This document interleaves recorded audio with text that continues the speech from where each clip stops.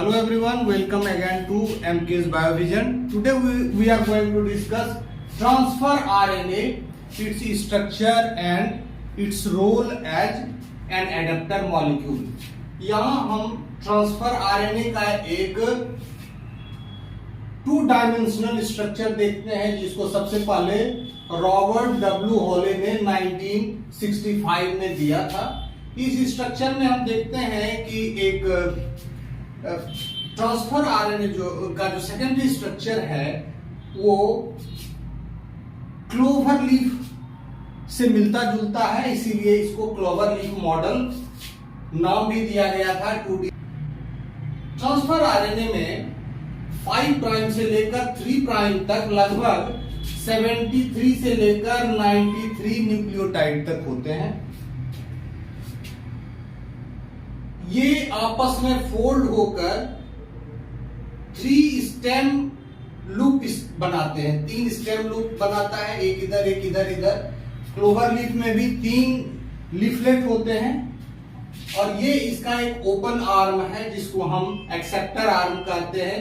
इसी में 5 प्राइम और 3 प्राइम इसी एक्सेप्टर आर्म पर होता है और बाकी जो होते हैं लूप्स होते हैं, ये खुला हुआ होता है। इसके जो लूप्स होते हैं वो डी लूप या डीएचयू लूप, एंटीकोडोन लूप पाया जाता है जो 5 बेस पेयर, यहां भी जो पेयर रीजन है 5 बेस पेयर का रहता है और 7 बेस पेयर का एक लूप पाया जाता है।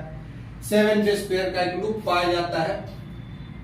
इसमें हम देखते हैं कि ये जो नीचे के 3 न्यूक्लियोटाइड होते हैं वो एंटीकोडोन का फॉर्मेशन करते हैं, जो फाइनली जाके कोडोन से बाइंड करता है, मैसेंजर आरएनए के कोडोन से बाइंड करता है।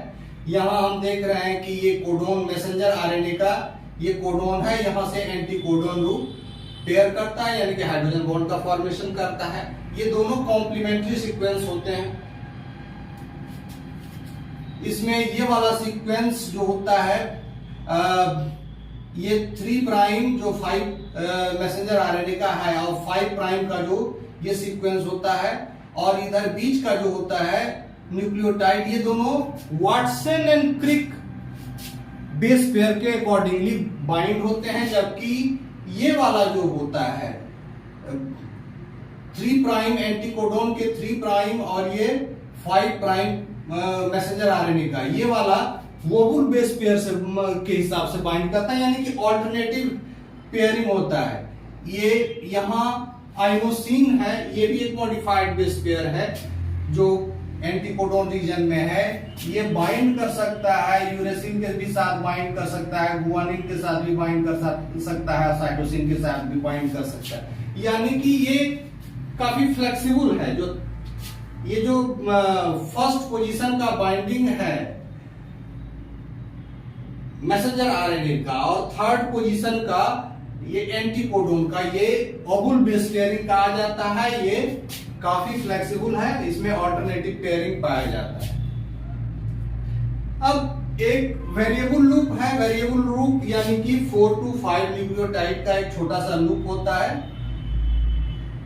मोस्ट ऑफ द टीआरएनए में ये 4 to 5 न्यूक्लियोटाइड का छोटा सा लूप होता है, लेकिन कुछ ट्रांसफर आरएनए में जो कि खास करके सेलिनोसिस्टीन के ट्रांसफर आरएनए में इस वेरिएबल लूप की लंबाई 24 न्यूक्लियोटाइड तक हो सकती है, यानी कि ये काफी लंबा हो सकता है। तो इस तरह से 4 न्यूक्लियोटाइड, ये 4 लूप्स, ये क्या करते हैं 3 लूप्स होते हैं, एक वेरिएबल लूप्स होते हैं, कुल मिलाकर 4 लूप्स होते हैं और एक एक्सेप्टर आर्म होता है जिस पर एक कंजर्वेटिव सीक्वेंस 3 प्राइम पर लगा रहता है, जहां से एमिनो एसिड जुड़ता है through the ester bond formation in presence of amino acyl synthetase. हर एमिनो एसिड को लाने के लिए एक अलग एमिनो एकाइल सिंथेटेज होता है। यहां अब हम देखें कि ये जो स्ट्रक्चर है ये 3D स्ट्रक्चर है। ये 3D स्ट्रक्चर है, ये 3D स्ट्रक्चर है, एल शेप का होता है। 3D स्ट्रक्चर जो ट्रांसफर आरएनए का होता है वो एल शेप का होता है। इसमें टी टी लूप और ये एक्सेप्टर आर्म दोनों मिलकर मिनी हेलिक्स बनाते हैं, ये दोनों मिलकर मिनी हेलिक्स बनाते हैं, जबकि डी लूप और एंटीकोडोन लूप बना के एक डम्बेल का शेप बनाता है, डम्बेल का शेप बनाता है, जबकि ये मिनी हेलिक्स बनाते हैं। कुछ अनयूजुअल न्यूक्लियोटाइड होते हैं जिसकी चर्चा हम लोग पहले कर चुके हैं। आई पाया जाता है एंटीकोडोन वाले रीजन में ज्यादातर, वो आइनोसिन जो कि मोबाइल बेस पेयरिंग शो करता है, टी राइबोथाइमिडीन जो कि इसमें पाया जाता है, टी लूप में पाया जाता है, डी हाइड्रो इसको डीएचयू भी कहते हैं, डाइहाइड्रोयूरिडीन ये डी लूप के अंदर पाया जाता है, psi is pseudouridine, it is also found in T loop. L shape को सबसे एल जो एल शेप है इसको दिया था किम इन द ईयर 1973, इन्होंने ही इसको दिया था। और ये 3D मॉडल है, 2D मॉडल को रॉबर्ट डब्ल्यू हॉले ने 1965 में दिया था, जिसके लिए उनको नोबेल प्राइज भी मिला था। इस तरह से हम देखते हैं कि ये जो ट्रांसफर आरएनए है इसके एक सिरे पर एमिनो एसिड लगा रहता है और दूसरा सिरा जो होता है उस पर एक न्यूक्लियोटाइड सीक्वेंस होता है, यानी कि ये एक इंटरफेस का काम करता है न्यूक्लियोटाइड के लैंग्वेज के बीच में और पेप्टाइड लैंग्वेज के बीच में। ये न्यूक्लियोटाइड की भाषा और पेप्टाइड की भाषा, प्रोटीन की भाषा, दोनों के बीच में एक ब्रिज का काम करता है। That is why we call it adapter molecule, इसीलिए हम इसको एक एडेप्टर मॉलिक्यूल कहते हैं। सभी अब ये जो एमिनो एसिड को लाने वाले एंजाइम्स हैं, एमिनो एकाइल सिंथेटेज, ये चूंकि स्टैंडर्ड एमिनो एसिड्स की संख्या 20 से 22 होती है, तो ऑब्वियसली जितना एमिनो एसिड होगा कम से कम उतना एमिनो एकाइल सिंथेटेज होगा। It is due to the presence of iso accepting transfer RNA, यानी कि एक ही एमिनो एसिड को कैरी करने वाले कई ट्रांसफर आरएनए होते हैं। जैसे यहां देखिए ग्लाइसिन के लिए ट्रांसफर आरएनए ग्लाइ 1 और ट्रांसफर आरएनए ग्लाइ 2, तो इस तरह से होते हैं। ओके, कोडोन एंटीकोडोन पेयरिंग को सही ढंग से समझने के लिए हमको वोबुल हाइपोथेसिस का सहारा लेना पड़ेगा, क्योंकि कोडोन एंटीकोडोन पेयरिंग एक परफेक्ट पेयरिंग नहीं होता है। इसके कोडोन के सभी 3 बेस पेयर्स और एंटीकोडोन ट्रिपलेट के सभी base pairs Watson and Crick pairing के हिसाब से पेयर नहीं करते। यहां हम देखते हैं कि ये ट्रांसफर आरएनए है इसमें और ये मैसेंजर आरएनए है। ट्रांसफर आरएनए का जो 5 प्राइम, ये एंटीकोडोन का जो 5 प्राइम का न्यूक्लियोटाइड है और मैसेंजर आरएनए का 3 प्राइम का न्यूक्लियोटाइड है, इसमें परफेक्ट पेयरिंग नहीं होता है, ऑल्टरनेटिव पेयरिंग होता है। इसी को वाटसन एंड क्रिक ने 1966 में था, क्योंकि उन्होंने पाया कि कोई मतलब हर कोडोन के लिए स्पेसिफिक टीआरएनए नहीं होता है, हर कोडोन के लिए स्पेसिफिक टीआरएनए नहीं होता है, क्योंकि कोडोन के हिसाब से एंटीकोडोन होगा और यदि हर कोडोन के लिए अलग अलग ट्रांसफर आरएनए होगा तो टोटल जो सेल्स कोडोन है उसकी संख्या 61 है, तो जितना भी ट्रांसफर आरएनए होंगे उसकी भी संख्या 61 ही होगी। लेकिन ऐसा नहीं देखा गया है कि कोडोन तो 61 होता है, कोडोन 61 होता है, एमाइनो एसिड्स 22 होते हैं, लेकिन यहां ट्रांसफर आरएनए जो है, ट्रांसफर आरएनए 30 to 45 होता है प्रोकैरियोट्स में और 45 से ज्यादा 50 से ज्यादा पाया जाता है ट्रांसफर आरएनए यूकैरियोट्स में। यानी फिर भी 50 से के करीब है यूकैरियोट्स में, तो पर भी वो 61 से कम ही है। तो इस तरह से हर कोडोन के लिए एक ट्रांसफर स्पेसिफिक ट्रांसफर आरएनए नहीं होता है। इसी चीज को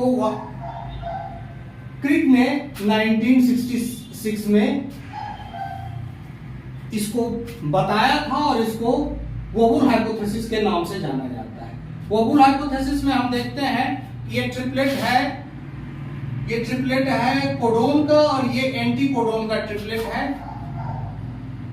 ये 3 प्राइम साइट है कोडोन का और ये 5 प्राइम साइट है एंटी कोडोन का।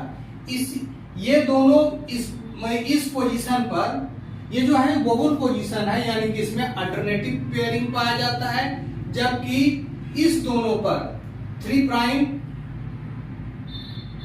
Anti codon and 5 prime codon ये वाटसन एंड क्रिक पेयरिंग के से बाइंड करते हैं। बीच वाला जो न्यूक्लियोटाइड है वो भी Watson and Crick base pairing को शो करता है, लेकिन 5 प्राइम एंटी कोडोन और 3 प्राइम कोडोन ये वॉबलिंग शो करता है, यानी कि अल्टरनेटिव पेयरिंग शो करता है। यहां देखा गया है कि किस तरह का अल्टरनेटिव पोजीशन ये अल्टरनेटिव पेयरिंग होता है। तो 5 प्राइम एंटी कोडोन पर, यदि 5 प्राइम एंटी कोडोन पर एडेनिन है तो ये हमेशा यूरेसिल ही बाइंड करेगा, यानी कि इस पोजीशन पर वॉबलिंग नहीं होगा। ये नॉर्मल वाटसन एंड क्रिक। यदि एडेनिन बेस पेयर है 5 पर, एंटीकोडोन के 5 बेस पेयर पर एडेनिन है, तो ये एडेनिन हमेशा यूरेसिल के साथ ही बाइंड करेगा, जो कि नॉर्मल है।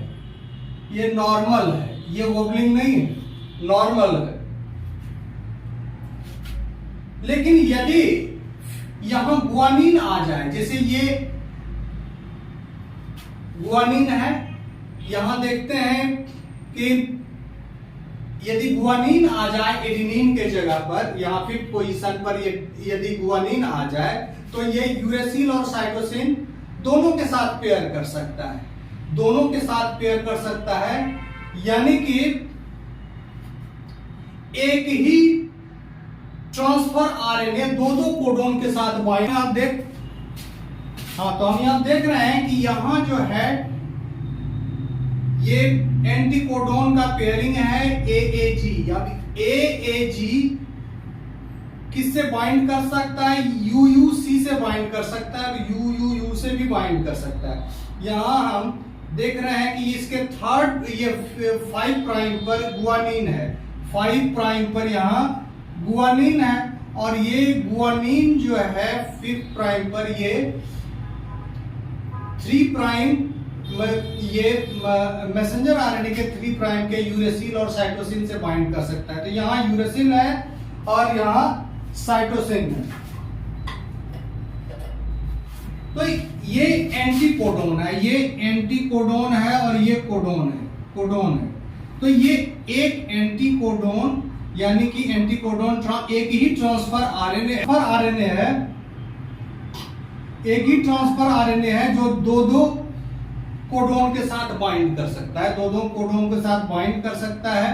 तो हम इस तरह से हम देखते हैं कि वोबल पोजीशन पर है 5 प्राइम का एंटीकोडोन का 5 प्राइम और कोडोन का 3 प्राइम। यहां हम देख सकते हैं कि ये दो कोडोन जो है फिनाइल एलेनिन के हैं, फिनाइल एलेनिन के लिए है, और यहाँ जो ये है एंटीकोडोन है AAG, यानी कि ये जो G पोजीशन पर ये यूरेसिल और साइटोसिन दोनों के साथ बाइंड कर सकता है, तो दो कोडोन के साथ ये ट्रांसफर आरएनए बाइंड कर सकता है, और ये जो दोनों कोडोन हैं वो फिनाइल एलेनिन के लिए है, यानी कि एक ही ट्रांसफर आरएनए फिनाइल एलेनिन को लेके आएगा, लेकिन it can bind with 2 different codons on mRNA। फिर यहां देखते हैं कि इसी तरह से सेम सिचुएशन है कि एंटीकोडोन का U बाइंड कर सकता है A और G दोनों से। तो यहां ऑल्टरनेटिव है कोडोन में A और G, ये दोनों से इसका यू बाइंड कर सकता है, और ये जो ट्रांसफर आरएनए होगा ये ल्यूसीन को लाएगा, ल्यूसीन को लाएगा, और इस पर यदि यू यू यू इसका एंटीकोडोन है तो ये दो कोडोन के साथ बाइंड कर सकता है। इसी वजह से इससे ये देखा गया है कि कोडोन की संख्या 61 है, लेकिन ट्रांसफर आरएनए की संख्या काफी कम है, क्योंकि एक ही ट्रांसफर आरएनए कई कोडोन के साथ बाइंड कर सकता है ड्यू टू ओबलिंग। इस तरह से अब देखते हैं कि इसमें यह भी देखना है कि 5 end of anticodon triplet and 3 end of codon are on oval position. A single transfer RNA can recognize a maximum of 3 codon. A single transfer RNA can recognize a maximum number of 3 codons. हमने यहां देखा है कि एक transfer RNA दो codon को recognise कर रहा है, लेकिन यदि इस पोजीशन पर यहां 5 प्राइम पर आइनोसिन हो जो कि मॉडिफाइड गुआनिन का मॉडिफाइड बेस पेयर है, यदि आइनोसिन हो तो वो तीन बेस पेयर को के साथ बाइंड कर सकता है, यानी कि 5th पोजीशन पर एक आइनोसिन के रहने पर ये तीन डिफरेंट कोडोन को आइडेंटिफाई कर सकता है, 3 डिफरेंट कोडोन को आइडेंटिफाई कर सकता है, adenine, uracil, cytosine, 3 different codon को। Maximum it can identify up to 3 codons, not all the 4 codons. इसके साथ यही एक्सेप्शन है कि सभी चारों कोडोन UCAG, यानी कि ये 3 को तो आइडेंटिफाई कर सकता है, लेकिन गुआनिन को नहीं आइडेंटिफाई कर सकता है, क्योंकि ये आइनोसिन जो है गुआनिन का ही मॉडिफाइड बेस है। तो एक गुआनिन दूसरे गुआनिन को के साथ कैसे पेयर करेगा?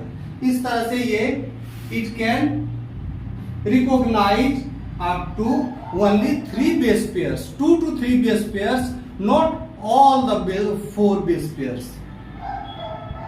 Okay, thank you.